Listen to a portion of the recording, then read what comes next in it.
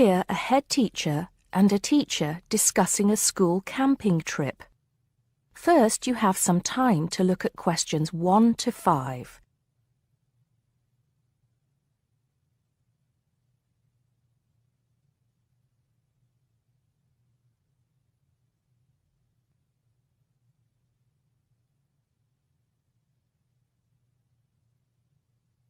Now we shall begin. You should answer the questions as you listen because you will not hear the recording a second time. Listen carefully and answer questions 1 to 5.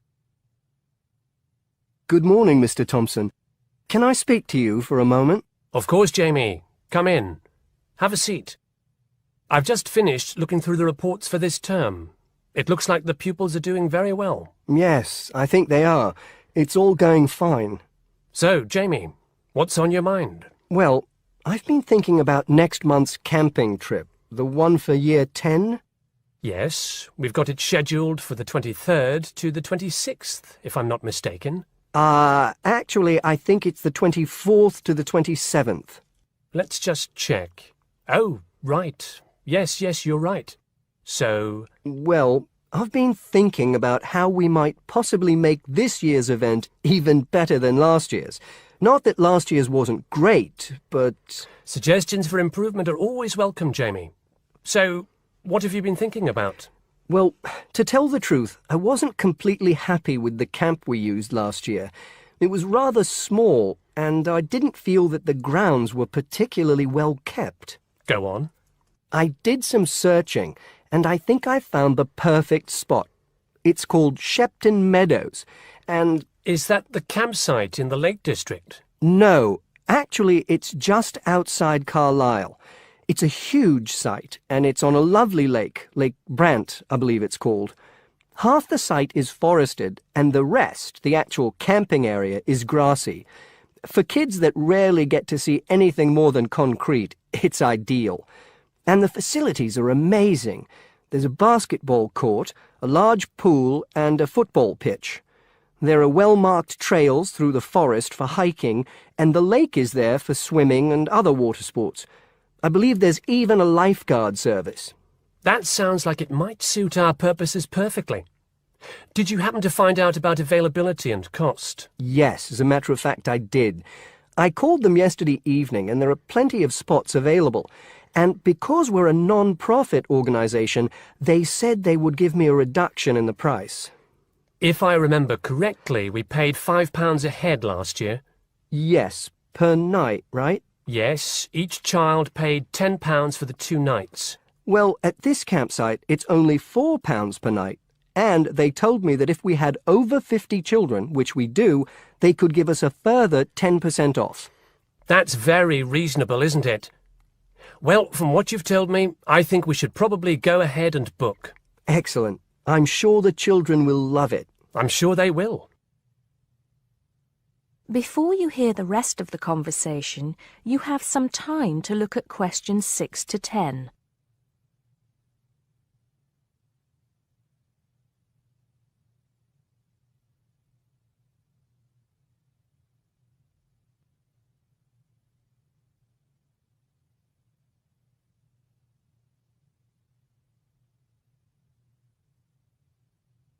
Now listen and answer questions 6 to 10. Now, Jamie, have you given any thought to an itinerary by any chance? As a matter of fact, I have. Wait 1 second. Yes, here it is.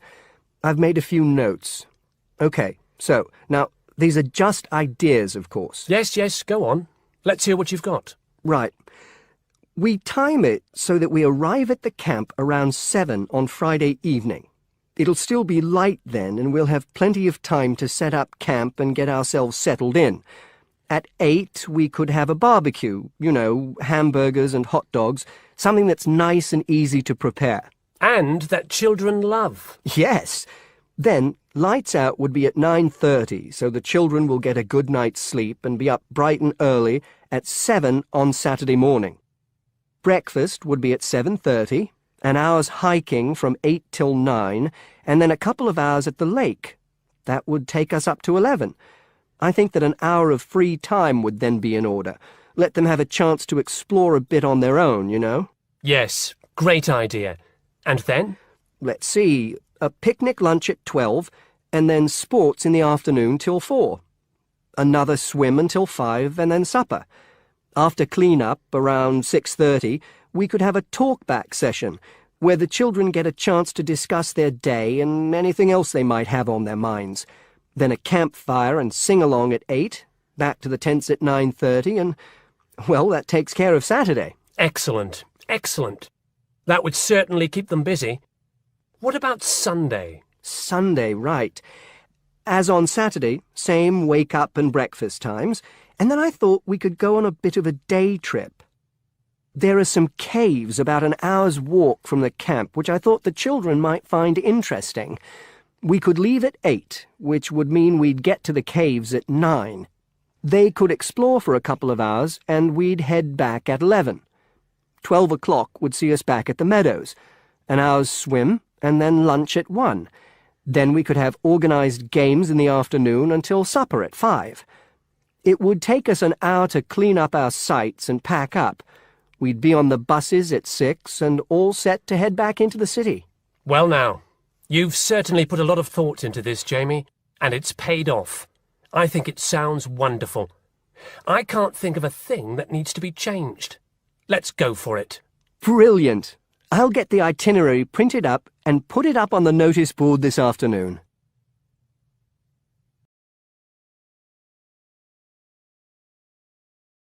That is the end of part 1.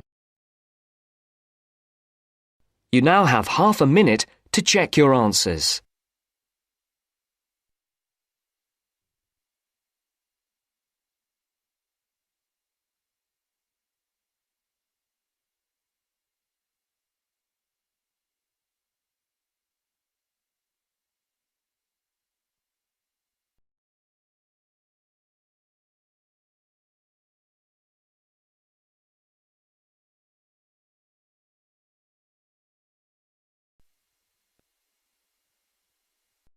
Now turns to part 2. Part 2.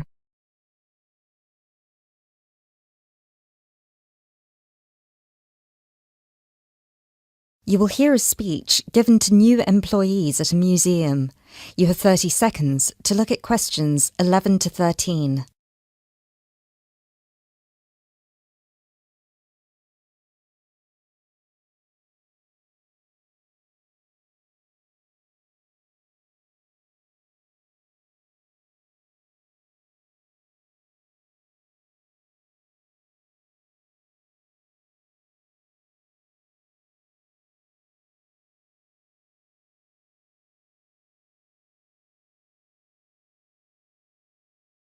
Allow me to introduce myself.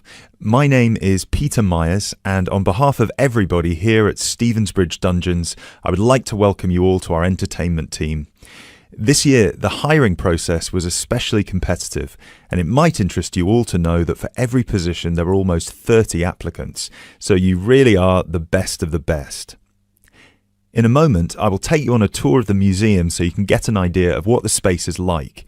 But first of all, I would like to show you around the staff room.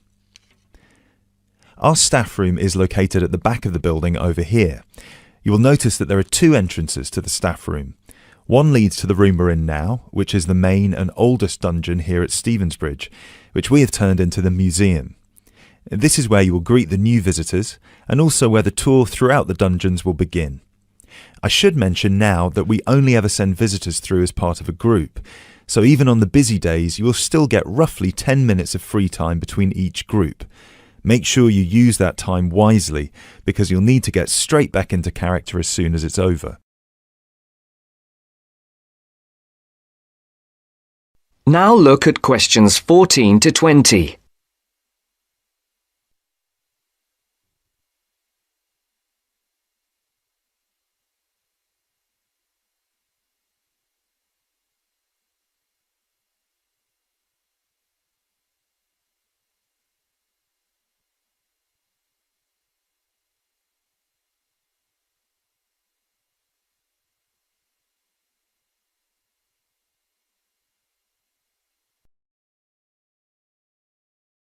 Right, follow me and I'll show you the layout of the museum. From the museum, we can pass through this door near the interactive display into the staff room. From here, you can see the steps at the far side in the opposite corner that lead outside into Berwick Street. When you arrive for a shift, it will be much easier for you all to come in the Berwick Street entrance directly down the steps to the staff room. If you come in through the main visitor entrance, it will take you longer to get past security. As you can all see, there are lockers on your right-hand side. They should be big enough for you to put your bags and coats in. You'll get given keys later that work with any of the lockers in here. Over on the other side, past the lockers, is our most exciting area. This is where our wardrobe and makeup will take place. Every shift, you will be transformed from normal people into grotesque medieval prisoners. If you're lucky, you get to be the jailer, but even they rarely bathed in those days. Of course, some of you might consider yourselves method actors, but please do try to shower before your shift. We don't want to give visitors an experience that's too authentic. Now, we do have a staff shower here if you really need it. It is located next to the staff toilets, which are unisex. I hope nobody has too much of a problem with that. Unfortunately, dungeons were not really designed with comfort in mind. You can find the bathroom at the other end of the room from the makeup area. There is also another toilet for the public, concealed just to the right of the door into this room. Let's move back into the museum. We have 3 main sections down here. The first one you pass into when you leave the staff room is the museum. This is where all the useful information can be found, such as dates, number of prisoners, and the kinds of torture that were used. I know it's a lot of information to take in on your first day, but try to learn as much of it as you can. Even though you'll mostly be in character, visitors might want to ask you some questions, and it would be great if you could tell them more about the dungeons. I think it would be more interesting if visitors could learn directly from you rather than having to read about it. As you can see, on the left we have an interactive display for children, and on the right we have a photo booth. This was the original dungeon, first built in 1435. Now, let's pass through into the main dungeon that was added during the Tudor period in around 1570. You might be able to feel that the air is a lot damper and cooler here. That is because we are now beneath the River Stevens. This is primarily the room in which most of you will be working. This is where many high-profile religious figures were held, sometimes for years on end. Depending on the roles you'll be playing, you can either be chained up, free to roam, or, if you're a jailer, wandering between prisoners to keep an eye on them.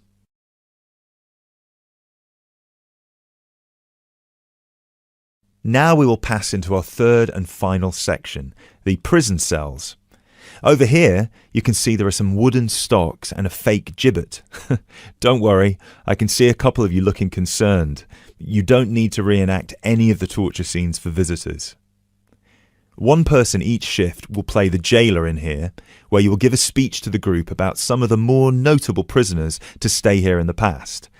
This is usually the end of the tour, but some visitors will certainly want to ask you more questions at this point, so please try your best to make yourselves available. Help them by answering any questions they have. Also, feel free to guide the visitors through the museum if you see that they're going the wrong way. This concludes our introduction to your new workplace. If you'll please follow me, I will get you all issued with your keys and some information about the dungeons that you can take home with you to study.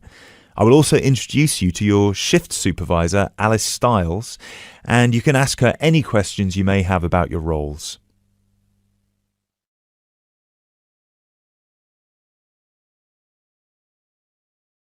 That is the end of part 2. You now have half a minute to check your answers.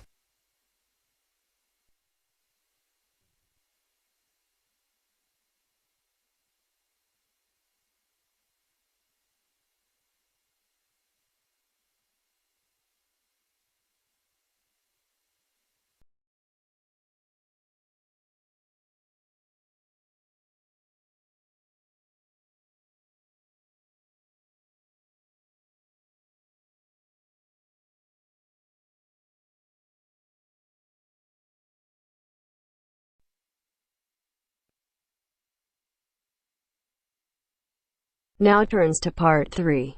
Part 3. You will hear a conversation between a tutor and two students, Amanda and Jake. First, you have some time to look at questions 21 to 25.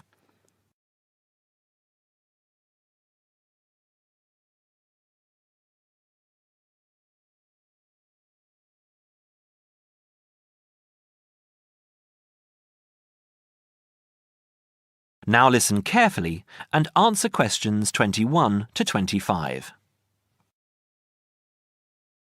So, Jake and Amanda, how did the project go? Very well, I think, Dr. Hinton. I certainly learned a lot and enjoyed myself at the same time. Me too. So, remind me, what was your project about? Basically, what makes successful people? Let's call them top achievers successful. Yes. How are they different from us? What do they do that other less successful people don't do? Interesting. And did you come to any conclusions? Quite a few, actually. Good. Share some with me then. Well, I'd always thought that a top achiever would be the sort of person who would bring work home every night and slave over it. But it appears not. Those types tend to peak early and then go into decline. They become addicted to work itself, with much less concern for results. We found that high achievers were certainly ready to work hard, but within strict limits. They knew how to relax, could leave their work at the office, prized close friends and family life, and spent a healthy amount of time with their children and friends. There's a lesson for us all there. Anyway, go on. It's also very important to choose a career which you enjoy, not just one that pays well or which assures you of a pension many years down the line. Surely that's important though, Amanda. Yes, I agree, but being happy in your work is far more important than anything else. Top achievers spend over 2/3 of their working hours on doing work they truly prefer and only 1/3 on disliked chores. They want internal satisfaction, not just external rewards such as pay rises and promotions. Before you hear the rest of the conversation, you have some time to look at questions 26 to 30.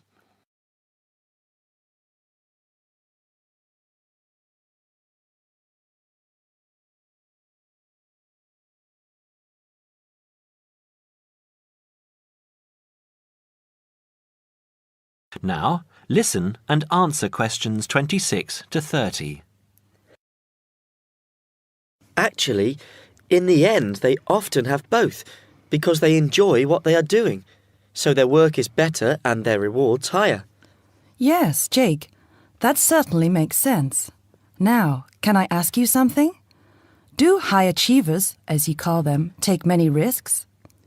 Yes and no. I interviewed one business executive who told me he was able to take risks because he carefully considered how he could salvage a situation if it all went wrong.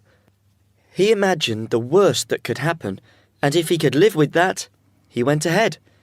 If not, he didn't take the chance. Other people prefer to stay in what I heard described as the comfort zone setting for security, even if it means settling for mediocrity and boredom too. Would you call top achievers perfectionists? Contrary to what I expected, no, I wouldn't. We came to the conclusion that a lot of ambitious and hard-working people are so obsessed with perfection that they actually turn out very little work. I happen to know a university teacher, a friend of my mother's, who has spent over 10 years preparing a study about a playwright.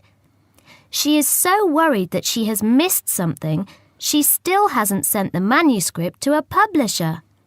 Meanwhile, the playwright, who was at the height of his fame when the project began, has faded from public view. The woman's study, even if finally published, will interest few people. So, what has this got to do with top achievers?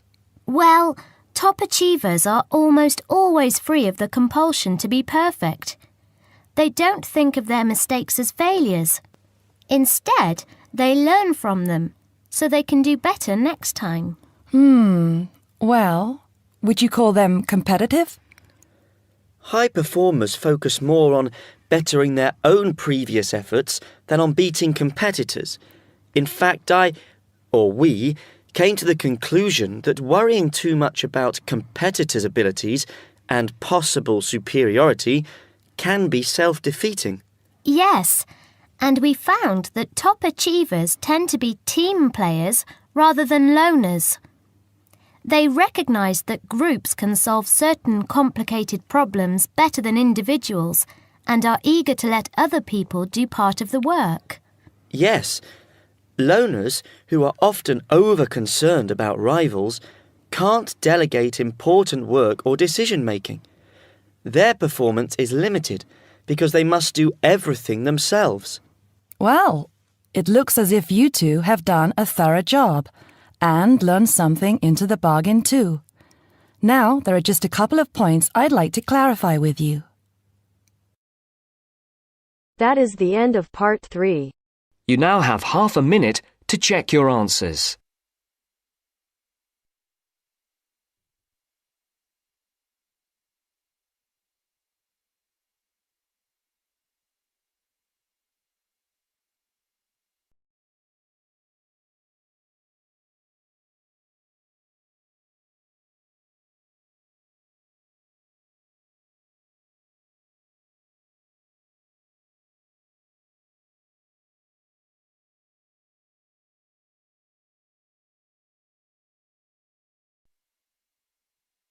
Now turns to part 4. Part 4. You will hear a man talking on the radio about dogs which help people with their work. First, you have some time to look at questions 31 to 40.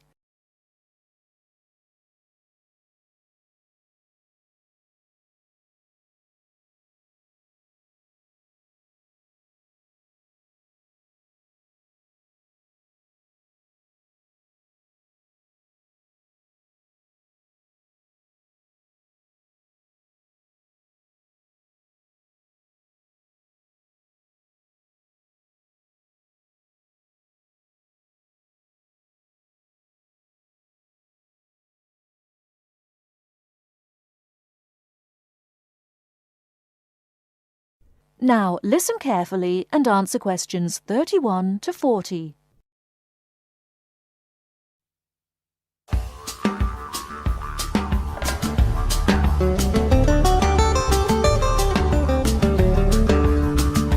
Welcome to this week's edition of Countrywide. And today, we're taking a look at a number of different breeds of working dogs. And here to report on the dogs with jobs is Kevin Thornhill. Thanks, Joanne. Well, yes, dogs with jobs is the subject of today's program. Dogs have earned themselves a reputation over the centuries for being extremely loyal. And here's a little story which illustrates just how loyal they are. Just outside the country town of Gundagai in Australia is a statue built to commemorate a dog. A dog which sat waiting for his owner to return to the spot where he'd left him. Well, the story, which was immortalised in a song, has it that the poor dog died waiting for his master, 5 miles from Gundagai, which is where they built the statue. Now that's what I call loyalty. Well, because of their loyalty and also their ability to learn practical skills, dogs can be trained to do a number of very valuable jobs. Perhaps the most well-known of working dogs is the Border Collie sheepdog. Sheepdogs which work in unison with their masters need to be smart and obedient, with a natural ability to herd sheep. Some farmers say that their dogs are so smart that they not only herd sheep, they can count them too. Another much-loved working dog is the guide dog, trained to work with the blind. Guide dogs, usually Labradors, need to be confident enough to lead their owner through traffic and crowds, but they must also be of a gentle nature. It costs a great deal of money to train a dog for this very valuable work, But the guide dog associations in the UK, America and Australia receive no government assistance, so all the money comes from donations. Another common breed of work dog is the German Shepherd. German Shepherds make excellent guard dogs and are also very appropriate as search and rescue dogs, working in disaster zones after earthquakes and avalanches. These dogs must be tough and courageous to cope with the arduous conditions of their work, and so that they can be sent anywhere in the world to assist in disaster relief operations, effective dogs and their trainers are now listed on an international database. When you arrive at an airport here, you may be greeted in the baggage hall by a detector dog, wearing a little red coat bearing the words "Quarantine." These dogs are trained to sniff out fresh fruit as well as meat and even live animals hidden in people's bags. In order to be effective, a good detector dog must have an enormous food drive. In other words, they must really love their food. At Sydney Airport, where there are 10 detector dogs working full-time, they stop about 80 people a month trying to bring illegal goods into the country. And according to their trainers, they very rarely get it wrong. Another famous working dog is the husky. Huskies, which originally came from Siberia, have been used for decades as a means of transport on snow, particularly in Antarctica where they have played an important role. Huskies are well adapted to harsh conditions and they enjoy working in a team. But the huskies have all left Antarctica now because the international treaty prohibits their use in the territory as they are not native animals. Many people were sad to see the dogs leave Antarctica, as they had been vital to the early expeditions and earned their place in history along with the explorers. That is the end of part 4. You now have half a minute to check your answers.